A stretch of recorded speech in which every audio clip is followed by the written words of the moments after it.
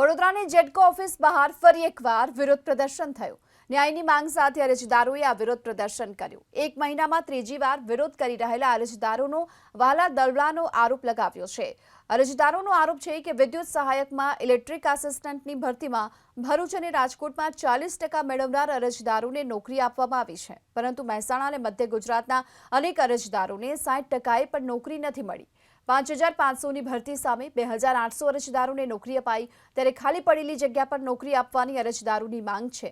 સાથે જ્યાં સુધી ન્યાય નહીં મળે ત્યાં સુધી વિરોધ પ્રદર્શન ચાલુ રાખવાની પણ ચીમકી આપી। ભરૂચ ઝોનની અંદર 39 માર્ક્સવાળો નોકરી કરે છે, રાજકોટની અંદર 40-45 વાળો નોકરી કરે છે અને મહેસાણા ઝોનની અંદર 60થી નીચેના માર્ક્સ બધા બાકી છે। પ્લસ બીજી વસ્તુ કે ત્રણેય ઝોનની એક્ઝામ એક જ જગ્યાએ લેવાઈ હતી, એક જ સેન્ટર પર એક જ પેપર, જગ્યા એક જ હતી, એક જ ક્લાસ હતો। તો આવું કેમ?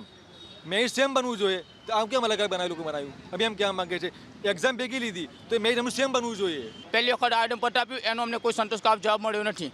ફરી અમે આવી રીતના અહીંયા આંદોલન કર્યું તો અને 5 ટેક્સનું અલ્ટિમેટ આવ્યું, 5 ટેક્સ સુધી અમને કોઈ જવાબ મળ્યો નથી। એટલે અત્યારે અમને કોઈ જવાબ ઓર્ડર બાબતનો કોઈ જવાબ આપતા નથી। અને જ્યારે અમે અહીંયા આવીએ એટલે તમે અમને એવું કહેવામાં કે આવેદન આપીને તમે રજા લઈ લો।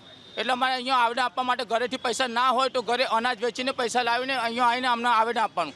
એક તો જોબ મળતી નથી અને ઘરના પૈસા બગાડીને અહીંયા ડોટો કાઢવાની, એટલે આ સિસ્ટમ ખોટી છે। હા, અન્યાય થયો છે, મેરિટ બાબતે 100% અન્યાય થયો સમાજ જોડે।